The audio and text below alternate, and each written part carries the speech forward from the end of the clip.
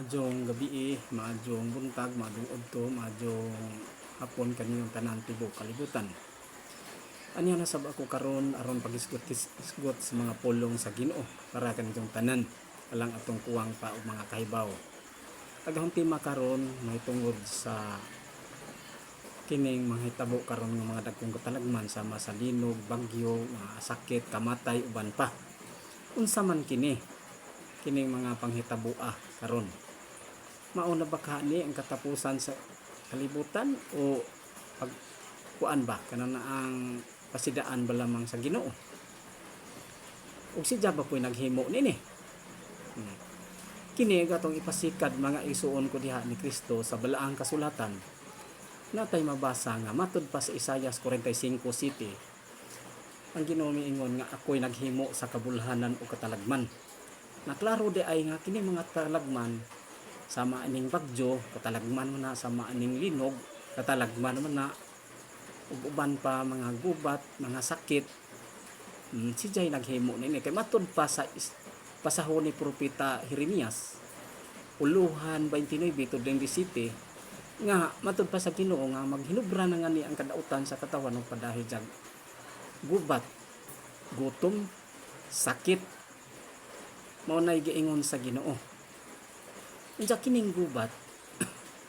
Matud pa pod sa kuan kanana ang diha sa Isaias 46:9 nga si Diala may makapahunong sa gubat. Ang Ginoo'y makapahunong sa gubat.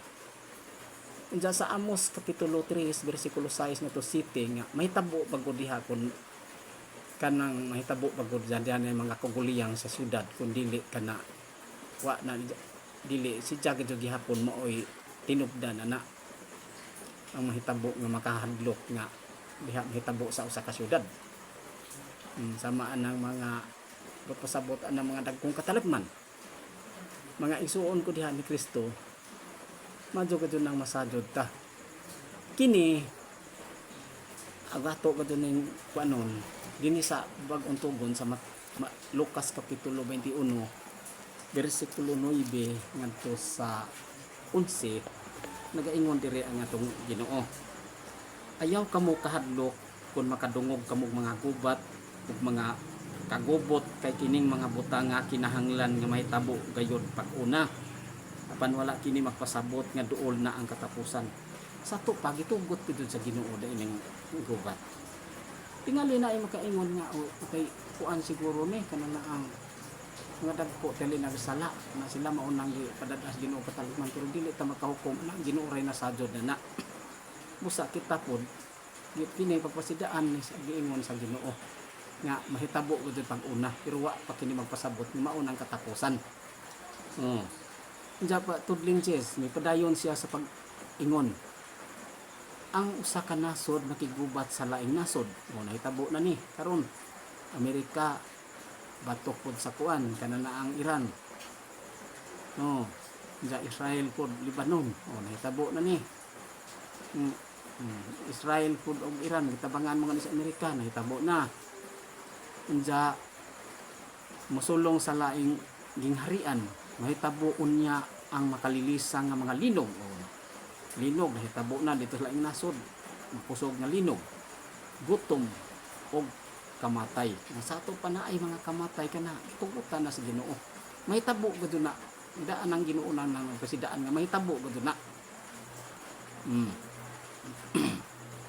Unsa mao na diha mga igsuon ko na ni Kristo nga ang makahadlok nga mga butang ug mga dagkong ilhanan gikan sa langit na napasidaan ang Ginoo mga makahadlok og mga dagkong mga ilhanan gikan sa langit. Mao na diha giingon sa Ginoo na pa day mga ilhanan ngani nga dagkong ilhanan wa pa mahitabo unsa di pa ngani giingon sa tudling 25 ya giingon dire aduna unyay mga ilhanan diha sa adlaw ug sa bulan ug sa kabituonan wa pa ni mahitabo. Unya mga lisang sila sa dinaguok sa dagat ug sa nagpungasi nga mga balod nahitabo ni sa bagyong Yolanda dito sa Ormoc nga kanana ang dagat mo ay nakapatay og daghan sa dagkong mga balod Busa mao na mga igsoon ko diha ni Kristo nga dili kita angay niining mahadlok, dili kita angay mga kanan ang matingala ini kay nahitabo na gipasidaan na sa atong Ginoong Kristo. Mabasa nato po na kini, mabasa nato sa San Lucas kapitulo 21 bersikulo 9 ngadto sa 11 o kama 25. Unja mabasa po nato ni San Marcos 13 tudling 7 ngadto sa 8. Og San Mateo, mabasa po nato ni San Mateo uluhan 24 tudling 6 ngadto 7 nga mahitungod aning mga kagubot, mga tagko kadyo mga katalagman. Busa mga igsuon ko diha ni Kristo, kita pod sa atong panahon karon nga dyan po ta mangandam nga kita pod wa po ta masajod og ano na po mga katalagman nga abot na to nga kita unta pod makapangandam po ta sa atong espirituhanon nga bahin diha sa Ginoo. Mao na diha mga igsuon ko diha ni Kristo nga ang dyan kita ini mamalandong nga ang ato untang mga buhat o mga hunahuna ipahiudyo na to sa Ginoo, galagaran na to ang Ginoo samtang kita may kinabuhi pa. Ihalad na to ang atong kaugalingon nga to sa Ginoo pinaagi sa atong pag-alagad diha ni Diya. Kay matud pa ni San Pablo sa Roma kapitulo 12 bersikulo 1 ngadto 2 nga si San Pablo nga ni nag-ingon nga busa mga igsoon hangyoon ko kamo pagtugyan sa inyong kaugalingon to sa Dios ingon nga buhing halad balaan ug makapahimuot kani Diya. Sa ato pa nga atong kaugalingon ang dyan na to ihalad nga